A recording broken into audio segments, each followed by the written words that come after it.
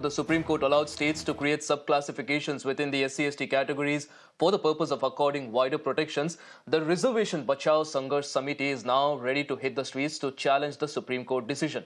The organization, which has gained support from SC/ST groups in Rajasthan, Uttar Pradesh and Kerala, has now called for a Bharat Bandh today.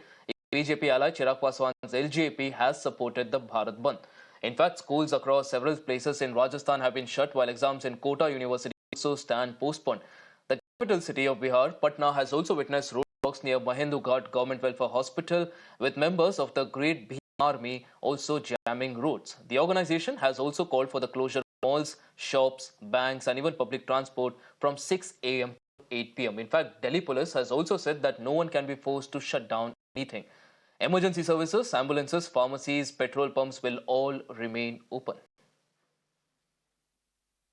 Sir, जिस तरीके से भारत बंद का ऐलान किया गया, कांग्रेस और तमाम विपक्षी जितने दल हैं उसको सपोर्ट कर रहे हैं, कह रहे हैं कि सुप्रीम कोर्ट ने जो ऑब्जर्वेशन और डायरेक्शन दी है क्रीमी लेयर को लेकर, सब कैटेगराइजेशन एससी को लेकर, वो उन्हें मान्य नहीं है। किस तरीके से देख रहे हैं आप इसको? तो कैबिनेट में निर्णय करके प्रधानमंत्री जी ने इस कंफ्यूजन को दूर किया और ये स्पष्ट हो गया कि अनुसूचित जाति और जनजाति वर्ग में क्रीमी लेयर नहीं है, ये क्लियर हुआ।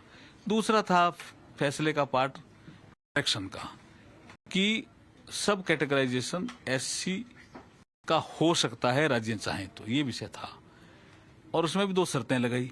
राज्यों को कहा कि आप डेटा इकट्ठा करेंगे और उसके बाद जिस जाति को आप रिजर्वेशन देना चाहते हैं उस जाति को जो एससी का निर्धारित रिजर्वेशन 100% नहीं होना चाहिए। चीजें एकदम क्लियर है जी। विपक्ष अननेसेसरी का ही कंफ्यूजन क्रिएट कर रहे हैं।